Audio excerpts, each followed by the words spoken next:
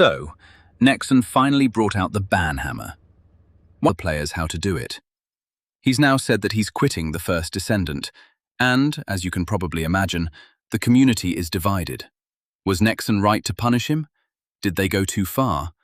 Or is there a much bigger problem here, with how Nexon decides who actually gets punished? Let's start with the exploit itself. Players discovered a way of manipulating an Onslaught mechanic to generate huge numbers of enemy kills. That meant more opportunities for rare drops, including Transcendent Weapons. And this is where I think the argument that this was completely harmless starts to fall apart. We're not just talking about somebody finding a slightly faster XP farm, we're talking about some of the rarest weapons in the First Descendant. Weapons that may soon have value through the game's trading economy. So imagine one player farming normally and getting 1 or 2 Transcendent Weapons. Meanwhile, somebody abusing this mechanic manages to obtain dozens. If those weapons can then be traded for in-game currency, the advantage doesn't disappear when the exploit gets patched. It becomes part of the economy. And for everybody who chose not to exploit it, that's obviously unfair. Nexon has now said that it reviewed player activity and identified accounts that severely abused the system. Those players received bans. Nexon is also looking at retrieving rewards obtained through the abnormal gameplay, including Transcendent Weapons and Transcendent trait elements. Personally, I think removing those rewards is probably even more important than the 15-day suspension. A temporary ban punishes the player. Removing the exploited rewards removes the unfair advantage. And then we come to Sen, because there's another part of this story that shouldn't be ignored. Sen didn't just discover the mechanic and quietly use it. He's a content creator. He published a guide showing other players how the exploit worked, and that changes things. If one random player discovers something broken and uses it privately, Nexon has one problem. When a creator publishes instructions to thousands of players, Nexon suddenly has potentially thousands of problems. At that point, you're not simply benefiting from an exploit, you're amplifying it.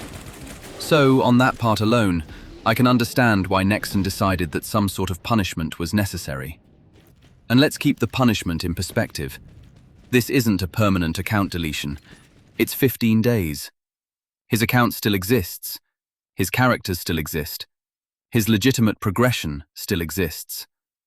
So, although I can understand why he's angry, calling this some catastrophic punishment seems a little excessive.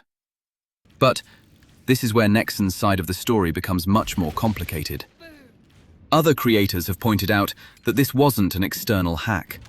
Nobody was injecting code. Nobody was modifying the game files. The mechanic existed inside the game. Players figured out how to manipulate something Nexon itself had built.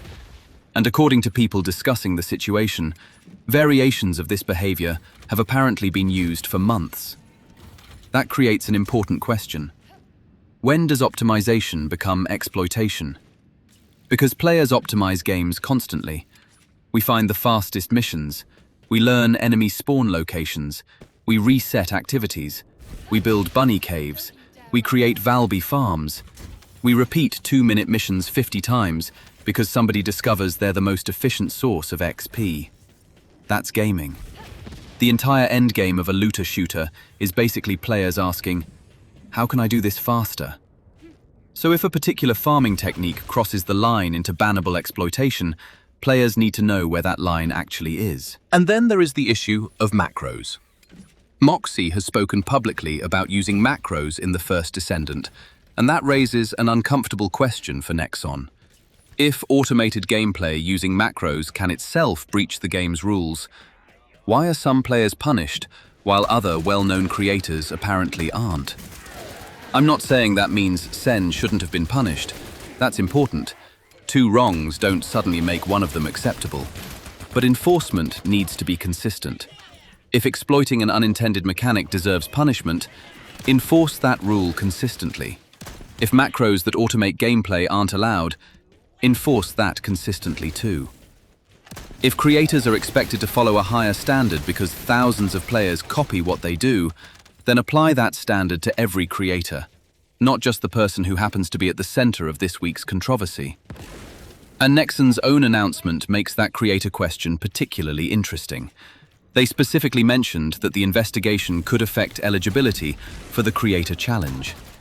So Nexon clearly understands that creators have additional influence over the community. I actually agree with them on that. With a large audience comes a greater ability to spread information, good information, and bad information. If you discover an exploit and demonstrate it to 20,000 people, you can't really pretend your actions have exactly the same impact as somebody experimenting alone in a private session. But creators should also know what the rules are, and those rules should apply equally. I've seen Sen's reaction to the ban, and yes, he genuinely looks gutted. He's invested a huge amount of time into the First Descendant. He's built a community around the game, and now he's apparently decided that he's walking away completely. I can feel sorry for somebody in that situation, but feeling sorry for somebody doesn't automatically mean the punishment was wrong. He used the mechanic. He publicly demonstrated it. He published a guide explaining it. And the resulting advantage potentially affected players who deliberately chose to play normally. For me, that makes some form of action from Nexon understandable. Where Nexon deserves criticism is in allowing these situations to become so ambiguous in the first place. If something is broken, fix it. If something is an exploit, tell the community clearly. If macros aren't permitted, enforce that rule. And if one farming method is legitimate, while another can get your account suspended, explain the difference. Players shouldn't have to wonder whether today's popular farming strategy is going to become tomorrow's 15-day ban. So, was Sen's ban justified? Personally, I think Nexon had reasonable grounds to punish the heavy exploitation, especially when the exploit was then promoted to a large audience. And I absolutely think the exploited rewards should be removed. But Nexon also needs to demonstrate that its enforcement is consistent, because fairness works both ways. Players shouldn't be allowed to gain an unfair advantage by exploiting the game, but developers shouldn't appear to selectively enforce their own rules either. So what do you think? Was 15 days fair? Should Nexon have simply removed the exploited weapons? Should every creator who abused similar mechanics or used automation receive the same punishment? Or did Nexon go too far? Let me know in the comments. And until Nexon clarifies exactly where the line is, maybe think twice before trying the next suspiciously good farm. Because apparently, the real endgame in the First Descendant is reading the terms of service.